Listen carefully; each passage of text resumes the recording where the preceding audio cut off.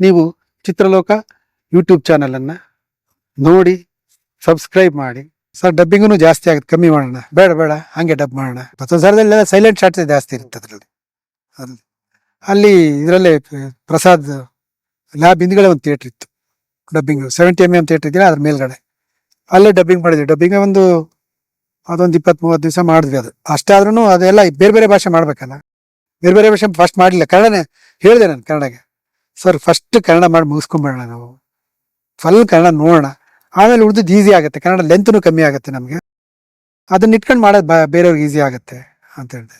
ಸರಿ ಅಂತ ಅನ್ಕೊಂಡು ಕನ್ನಡ ಡಬ್ ಮಾಡಿದ್ವಿ. ಅವಾಗೆಲ್ಲ ಇಲ್ಲಿಂದನೇ ಕರ್ಸಿದ್ವಿ ಆರ್ಟಿಸ್ಟ್ನ. ಈ ಶೈಲಾ ಚೆಡ್ಡಗ ಅವು ಅಂತ ಕೂಗಕ್ಕೆಲ್ಲ ಈ ಸರ್ವಮಂಗಳ ಅವರು ಇವರೆಲ್ಲ ಕರೆಸಿ ಅಲ್ಲೆಲ್ಲ ಹೋಟ್ಲಲ್ಲಿ ಇಟ್ಟು ವುಡ್ಲ್ಯಾಂಡ್ಸಲ್ಲಿ ಎಲ್ಲ ಡಬ್ಬಿಂಗ್ ಎಲ್ಲ ಮಾಡಿ ಮುಗಿಸಿ ಎಲ್ಲ ರೆಡಿ ಮಾಡಿದ್ವಿ. ಅಷ್ಟೊತ್ತಿಗೆ ಡಬ್ಬಿಂಗ್ ಮಾಡ್ಬೇಕಾದ್ರೆ ಇವರೆಲ್ಲ ಬಂದಿದ್ರು, ಬಪ್ಪಿ ಲಹರಿ ಎಲ್ಲ.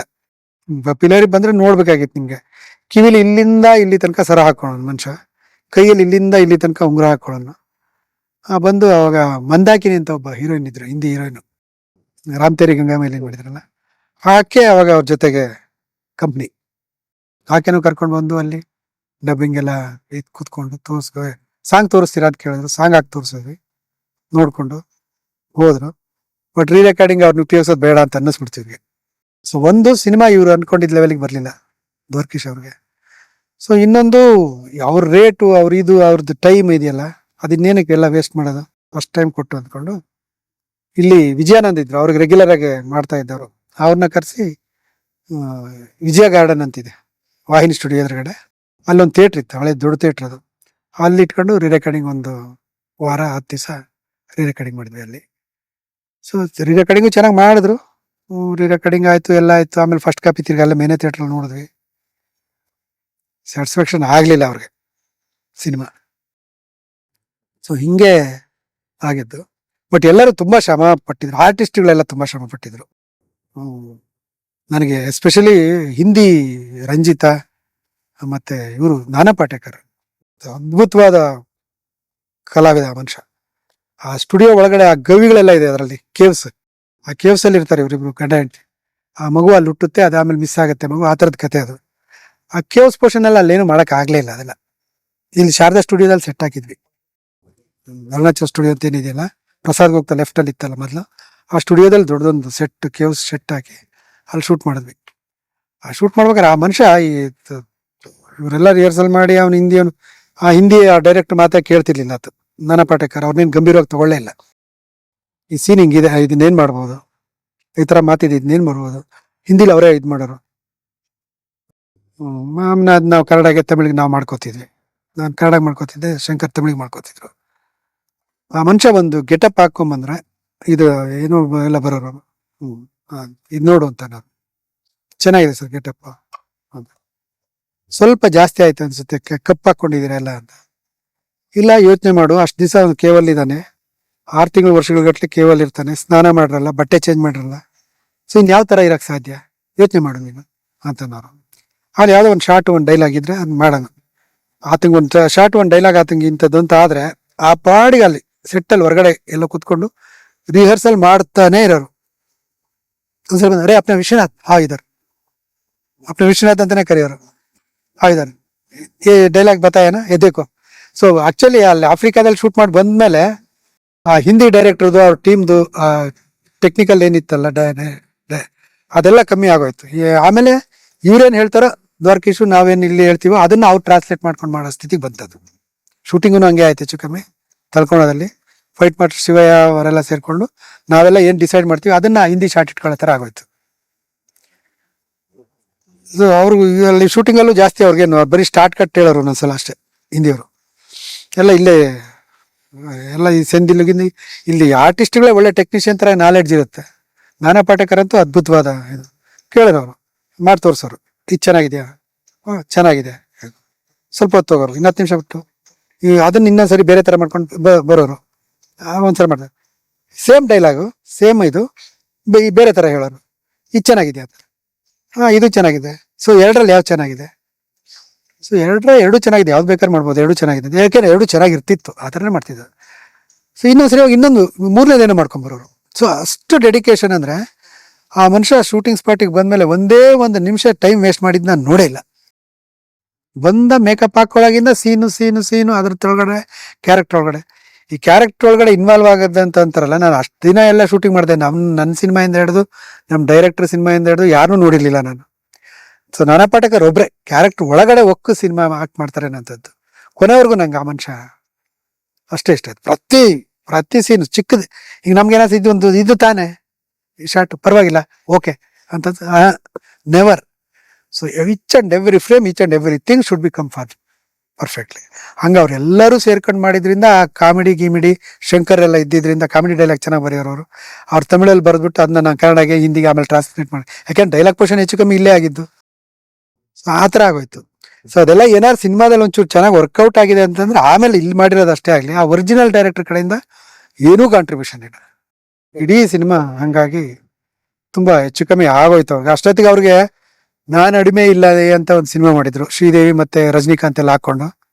ಆ ಸಿನಿಮಾನು ಅಷ್ಟೊಂದು ಕೈ ಕಚ್ಚಿತು, ನಾನು ಅಡಿಮೆ ಇಲ್ಲ ಅಂತ. ಅದೊಂದು ಕನ್ನಡ ಸಿನಿಮಾ ಇದು ರೀಮೇಕ್ ಮಾಡಿದ್ರಲ್ಲ, ವಿಷ್ಣುವರ್ಧನ್ ಭವ್ಯ ಮಾಡಿದ್ದು. ಅದು ಒಂದು ನಾವು ಆಫ್ರಿಕಾದಲ್ಲಿ ಶೀಲಾ ಮಾಡ್ಬೇಕಾದ್ರೆ ಆ ಪಿಕ್ಚರ್ ಸ್ವಲ್ಪ ಕೈ ಕೊಟ್ಟಿತ್ತು. ಅದಕ್ಕೂ ಮೀರ್ ಸಿನಿಮಾ ಮಾಡ್ಬೇಕು ಅಂತಾನೆ ಇದನ್ನ ಮಾಡಕ್ ಹೋದ್ರು ಅವರು. ನೋಡಿ, ಸಿಂಗಾಪುರಲ್ಲಿ ರಾಜಾ ಕುಳ್ಳ ಸಿನಿಮಾ ಮಾಡಿ ಅವ್ರು ದುಡ್ಡು ಮಾಡಿದ್ರು, ಚೆನ್ನಾಗಿ ಮಾಡಿದ್ರು ಸಿನಿಮಾನ. ಒಂದ್ಸಲ ಒಂದ್ ಲೆಕ್ಕಕ್ಕೆ ಅದು ಕ್ಲಿಕ್ಕು ಆಗಿತ್ತು. ಅದು ರಿಸಲ್ಟ್ ತುಂಬಾ ಮಿಸರಬಲ್ ಫ್ಲಾಪ್ ಅಂತ ಏನಂತಾರಲ್ಲ ಆ ತರ ಆಗೋಯ್ತು. ಅಂದ್ರೆ ಅವಾಗ ಯಾವ ಲೆಕ್ಕ ಅಂದ್ರೆ ಆಫ್ರಿಕಾದಲ್ಲಿ ಶೀಲಾ, ಇಂಡಿಯಾದಲ್ಲಿ ಸಾಲ ಅನ್ನೋ ತರ ಆಗೋಯ್ತು. ಅವ್ರದ್ದು ಪ್ಲಾನಿಂಗ್ ಹೆಂಗಿರ್ತಿತ್ತು ದ್ವಾರಕೀಶ್ ತರದವ್ರಿಗೆ, ಅವ್ರಿಗೆ ಮಡ್ರಾಸಲ್ಲಿ ಇಡೀ ಇದ್ರಲ್ಲಿ ಎಷ್ಟು ಗೌರವ ಇರ್ತಿತ್ತು ಅಂದ್ರೆ ತುಂಬಾ ಗೌರವ ಇರೋದು ಅಲ್ಲೆಲ್ಲ. ಯಾಕೆಂದ್ರೆ ತಮಿಳಲ್ಲಿ ರಜನಿಕಾಂತ್ ಆ ಕಾಲದಲ್ಲಿ ಸಿನಿಮಾ ಮಾಡ್ತಾರೆ ಅಂತಂದ್ರೆ ಅವ್ರಿಗೆ ಅವ್ರ ಸ್ಟುಡಿಯೋದಲ್ಲಿ ಅವ್ರಿಗೆ ಒಂದು ಹೋಂಡಾ ಕಾರ್ ಇತ್ತು. ನಾನೇನ್ ಮಾಡ್ತಿದ್ದೆ, ನಾನು ಹೋಟ್ಲಿಂದ ಪಾಮ್ಗ್ರೋಯಿಂದನೋ ವುಡ್ಲ್ಯಾಂಡ್ಸ್ ಎಲ್ಲಿ ರೂಮ್ ಹಾಕಿ ಕೊಡ್ತಿದ್ರು ಅಲ್ಲಿಂದ ಸ್ವಾಗತಿಂದನ. ಸೊ ಇವ್ರ ಮನೆಗೆ ಹೋಗ್ತಾ ಇದ್ದೆ, ಬೆಳಗ್ಗೆ ಮನೆಗೆ ಹೋಗ್ಬಿಟ್ಟು ಅವ್ರ ಕಾರಲ್ಲಿ ಸ್ಟುಡಿಯೋಗೆ ಬರ್ತಾ ಇದ್ವಿ. ಯಾರು ಕೆಲಸ ಇದ್ರು ಅವ್ರ ಜೊತೆಗೇನೆ, ಅಂದ್ರೆ ಏನ್ ಸೀನ್ ಮಾಡೋದು ಅಥವಾ ಇನ್ನೇನ್ ಮಾಡೋದು ಅಂತ ಅನ್ಕೊಂಡು ಮಾತಾಡ್ಕೊಂಡು ಬರ್ತಿದ್ವಿ ನಾನು ದ್ವಾರಕೀಶ್ ಅವರು. ಮನೆಗೆ ಬರ್ಬೇಕಾದ್ರು ಅಷ್ಟೇ, ಅವ್ರ ಮನೆಗೆ ಅವ್ರ ಜೊತೆ ಕಾರಲ್ಲಿ ಬಂದು ಅವರೇ ಡ್ರೈವ್ ಮಾಡೋರು. ನಾನು ಅವ್ರು ಬಂದು ಅಲ್ಲಿಂದ ಬೇರೆ ಇನ್ನೊಂದು ಗಾಡಿ ತಗೊಂಡು ನನ್ನ ರೂಮ್ಗೆ ಹೋಗ್ತಾ ಇದ್ದೆ ನಾನು, ಅವತ್ತಿನ ಪ್ರೋಗ್ರಾಮ್ ಮಾತಾಡ್ಕೊಂಡು. ಅವ್ರು ಆ ಕಾಲದಲ್ಲಿ ಅವ್ರ ಜುಬ್ಬ ಒಂದು ಪೈಜಾಮ ಆ ಥರದ್ದು ಏನೋ ಡ್ರೆಸ್ ಹಾಕೊಂಡು ಕಾರಲ್ಲಿ ಇಳಿದ್ಬಿಟ್ಟು ಒಂದ್ ಕಡೆ ಕಾರ್ ನಿಲ್ಲಿಸ್ತೀವಲ್ಲ ಸ್ಟುಡಿಯೋದಲ್ಲಿ, ನಿಲ್ಲಿಸ್ಬಿಟ್ಟು ಫ್ಲೋರ್ ಕಡೆಗೋ ಅಥವಾ ರೆಕಾರ್ಡಿಂಗ್ ಸ್ಟುಡಿಯೋ ಕಡೆಗೆ ಹೋಗ್ತಾ ಇದ್ರೆ ಅಕ್ಕಪಕ್ಕ ಇರೋ ಕೆಲಸಗಾರರು, ಲೈಟ್ ಬಾಯ್ ಇಂದ ಹಿಡಿದು ಪ್ರೊಡಕ್ಷನ್ ಇಂದ ಹಿಡಿದು ದೊಡ್ಡ ಟೆಕ್ನಿಷಿಯನ್ ಎಲ್ಲರೂ ಅಲ್ಲೆಲ್ಲ ಕೂತಿದ್ದವ್ರು ನಿಂತಿದ್ದಾರೆ, ಎಲ್ಲ ನಿಂತ್ಕೊಂಡು ನಮಸ್ಕಾರ ಮಾಡೋರು ಅವ್ರಿಗೆ, ದ್ವಾರಕೀಶ್ ಅವ್ರಿಗೆ. ಅಷ್ಟು ಗೌರವ ಇತ್ತು. ಬಟ್ ಅಷ್ಟೇ ಧೈರ್ಯ ಇತ್ತು ಅವ್ರಿಗೆ. ನಾನು ಇದು ಆಫ್ರಿಕಾದಲ್ಲಿ ಶೀಲಾಕ್ಕೆ ಸಂಬಂಧಪಟ್ಟಿದ್ದಲ್ಲ, ಆ ಟೈಮಲ್ಲಿ ನಡೆದಿದ್ದು ಒಂದು ಘಟನೆ ಹೇಳ್ತೀನಿ ನಾನು. ಎಷ್ಟು ಧೈರ್ಯ ಅಂದ್ರೆ ಎಷ್ಟು ಧೈರ್ಯ, ಮತ್ತೆ ಅದನ್ನ ಹುಂಬು ಧೈರ್ಯ ಅಂತಾನು ಕರಿಬಹುದು. ಸೊ ಅಷ್ಟು ಧೈರ್ಯ. ಆಮೇಲೆ ದುಡ್ಡಿಗೆ ಮುಖ ನೋಡ್ತಿರ್ಲಿಲ್ಲ. ಸೊ ಮಾಡ್ಬೇಕು ಅಂತ ಅನ್ಸಿದ್ರೆ ಮಾಡ್ಬಿಡೋದು ಆ ಥರದ್ದು. ಒಂದ್ ದಿವಸ 2 ಗಂಟೆಗೆ ಮಧ್ಯಾಹ್ನ ಊಟ ಆಗಿತ್ತು. ನಾನು ರೂಮಲ್ಲೇ ಊಟ ಮಾಡ್ಕೊಂಡು ಅವ್ರ ಮನೆಗೆ ಹೋಗಿದ್ದೆ. ಕುತ್ಕೊಂಡು ಏನೋ ಕೆಲಸ ನಡೀತಾ ಇತ್ತು ನಮ್ದೇನೋ ಸಿನಿಮಾದ್ದೇನೆ. ಲ್ಯಾಬಲ್ಲಿ ಗ್ರೇಡಿಂಗ್ ಏನೋ ಆಗ್ತಿತ್ತು ನಮ್ದು. ಕ್ಯಾಮ್ರಾಮನ್ ಗ್ರೇಡ್ ಮಾಡ್ತಿದ್ರು, ನಾವು ಹೋಗೋ ಅವಶ್ಯಕತೆ ಇಲ್ಲ. ಕುತ್ಕೊಂಡು ಮಧ್ಯಾಹ್ನ ಬಂದು ಶಂಕರ್ ಬಂದ್ರು.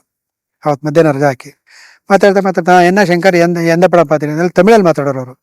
ಯಾವ ಸಿನಿಮಾ ನೋಡಿದ್ರಿ ಅಂತ. ತಮಿಳು ತಲಗಾಣಿ ಮಂತ್ರಮ್ಮ ಯಾವುದೋ ಒಂದು ಸಿನಿಮಾ, ಮಲಯಾಳಂ ಸಿನಿಮಾ, ಅದನ್ನ ಆ ಸಿನಿಮಾ ನೋಡಿದೆ.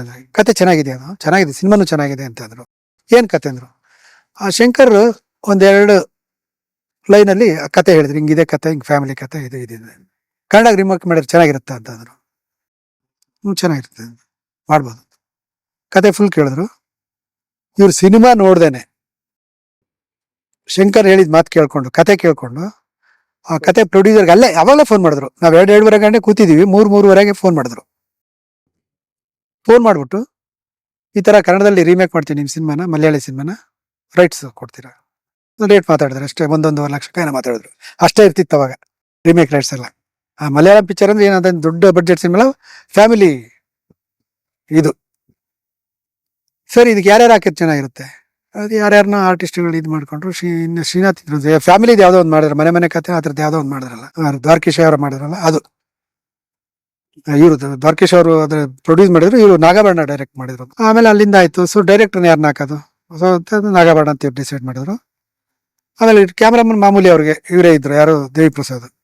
ಸೊ ಹಿಂಗ್ ಕುತ್ಕೊಂಡು ಚಿಕ್ಕ ಪುಟ್ಟ ಆರ್ಟಿಸ್ಟ್ ಎಲ್ಲ, ಅವಾಗೆಲ್ಲ ಆರ್ಟಿಸ್ಟ್ಗಳು ಬೆಂಗಳೂರಲ್ಲಿ ಇರ್ತಿದ್ರಲ್ಲ, ಅಲ್ಲಿಂದ ಫೋನ್ ಮಾಡಿ ಲ್ಯಾಂಡ್ಲೈನ್ ಇಂದ ಹೆಚ್ಚು ಕಡಿಮೆ ಅದಕ್ಕೆ ಬೇಕಾಗಿರೋ ಮೇಜರ್ ಆರ್ಟಿಸ್ಟ್ ನ ಇವ್ರ ಸಿನಿಮಾನ ನೋಡಿದೇನೆ ಯಾರ್ಯಾರು ಹೆಂಗಿರ್ತಾರೆ ಮುಖ ಅಂತ ಗೊತ್ತಿಲ್ದೇನೆ ಶಂಕರ್ ಹೇಳಿದ ಮಾತು ಕೇಳ್ಕೊಂಡು, ಯಾಕಂದ್ರೆ ಶಂಕರ್ಗೂ ಅವ್ರ ಜೊತೆಗೆ ದ್ವಾರಕೀಶ್ ಅವ್ರ ಜೊತೆಗೆ ಇದ್ದ ಕನ್ನಡ ಆರ್ಟಿಸ್ಟ್ಗಳೆಲ್ಲ ಸ್ವಲ್ಪ ಪರಿಚಯ ಇತ್ತು.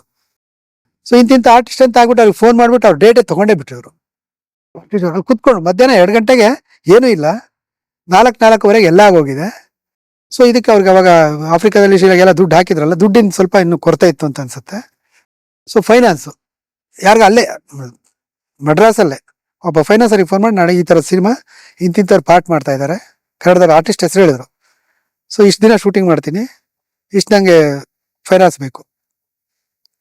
ಫೋನಲ್ಲಿ ಓಕೆ ಮಾಡಿಸಿದ್ರು, ಫೋನಲ್ಲಿ. ಅಂದರೆ ಆರ್ಟಿಸ್ಟ್ ಹೆಸರು ಹೇಳಿದ್ರು.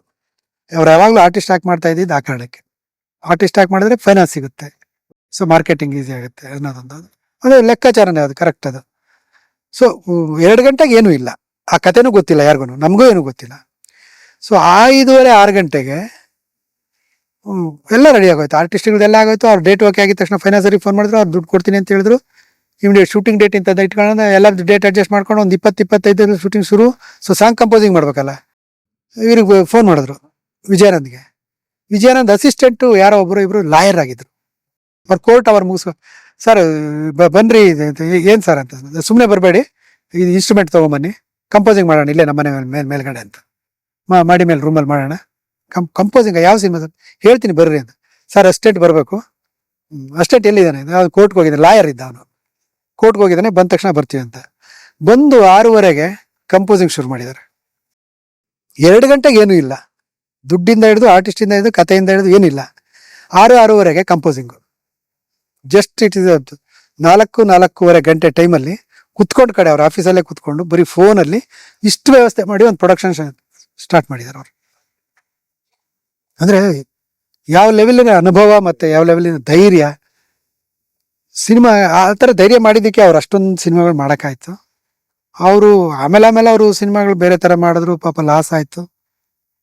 ಬಟ್ ಆಫ್ರಿಕಾದಲ್ಲಿ ಶೀಲ ಇದೆಯಲ್ಲ, ನಾನು ಕೆಲಸ ಮಾಡ್ತಾ ಇರ್ಬೇಕಾದ್ರೆ ಇದೊಂದು ಬ್ಲೆಂಡರ್ ಅಂತ ನಂಗೆ ಅನ್ಸೋದು. ಅನ್ನಿಸ್ಬಾರ್ದು ಆ್ಯಕ್ಚುಲಿ ನಮಗೆ. ನಾವೆಲ್ಲ ಇಷ್ಟಪಟ್ಟು ಇದು ಚೆನ್ನಾಗಿ ಆಗುತ್ತೆ, ಚೆನ್ನಾಗಿ ಆಗಬೇಕು ಅಂದ್ಕೊಂಡೇ ಮಾಡ್ಬೇಕು ನಾವು. ಅದಾದಮೇಲೆ ಹೆಚ್ಚು ಕಮ್ಮಿ ಆಗುತ್ತೆ, ಅದೇನು ಮಾಡೋಕ್ಕಾಗಲ್ಲ. ಸಿನಿಮಾ ಯಾರ ಕೈಯಲ್ಲೂ ಇಲ್ಲ ಅದು. ಬಟ್ ಸಿನಿಮಾ ಮಾಡ್ಬೇಕಾದ್ರೇ ಇದು ಯಾಕೋ ವರ್ಕೌಟ್ ಆಗ್ತಿಲ್ಲ ಅಂತ ಅನ್ಸೋದು. ಸೊ ಇದು ದ್ವಾರಕೀಶ್ ಅವರು. ಬಟ್ ಅವ್ರಿಗೆ ಹಂಗೆ ಚೆನ್ನಾಗಿ ನಡ್ಕೊಂಡಿದ್ದಿದ್ರೆ ಇನ್ನೂ ಒಂದು 50 ಸಿನಿಮಾ ಒಳ್ಳೊಳ್ಳೆ ಸಿನಿಮಾಗಳು ಮಾಡಿರೋರು, ಒಳ್ಳೊಳ್ಳೆ ಇದು ಮಾಡಿರೋರು. ಒಂದು ಅಫ್ಕೋರ್ಸ್ ಅವ್ರು ರಿಮೇಕ್ ಜಾಸ್ತಿ ಮಾಡಿದ್ದಾರೆ. ಬಟ್ ಒಂದು ಮಾರ್ಕೆಟ್ ಸ್ಟೆಬಿಲೈಸ್ ಆಗ್ಬೇಕಾದ್ರೆ ಸಿನಿಮಾಗಳು ಓಡಬೇಕು, ಕನ್ನಡ ಸಿನಿಮಾ ಮಾರ್ಕೆಟ್ ನಿಲ್ಲಬೇಕು, ಹೊರಗಡೆ ದುಡ್ಡು ಬರಬೇಕು, ಜನ ಸಿನಿಮಾ ನೋಡಬೇಕು. ಆವಾಗಲೇ ಬೇರೆ ಥರದ್ದು ಸಿನಿಮಾ ಮಾಡೋಕ್ಕೂ ಅನುಕೂಲ ಆಗುತ್ತೆ. ಎಷ್ಟೊಂದು ಜನ ಬೇರೆ ಎಕ್ಸ್ಪೆರಿಮೆಂಟ್ ಮಾಡ್ತಾರೋ, ಸ್ಟ್ರೈಟ್ ಸಿನಿಮಾಗಳು ಮಾಡ್ತಾರೋ, ಅವ್ರಿಗೆಲ್ಲ ಅನುಕೂಲ ಆಗಬೇಕಂದ್ರೆ ಇಡೀ ಇಂಡಸ್ಟ್ರಿ ಬೆಳೆದಾಗ ಮಾತ್ರ ಅದು ಅನುಕೂಲ ಆಗುತ್ತೆ. ಆ ದೃಷ್ಟಿಯಲ್ಲಿ ದ್ವಾರಕೀಶ್ ಅವ್ರಿಗೆ ಲಾಸ್ ಆಗಿದ್ದಿದೆಯಲ್ಲ, ಅದು ನನಗೆ ನಿಜವಾಗ್ಲೂ ಬೇಸರ ಆಗಿದೆ.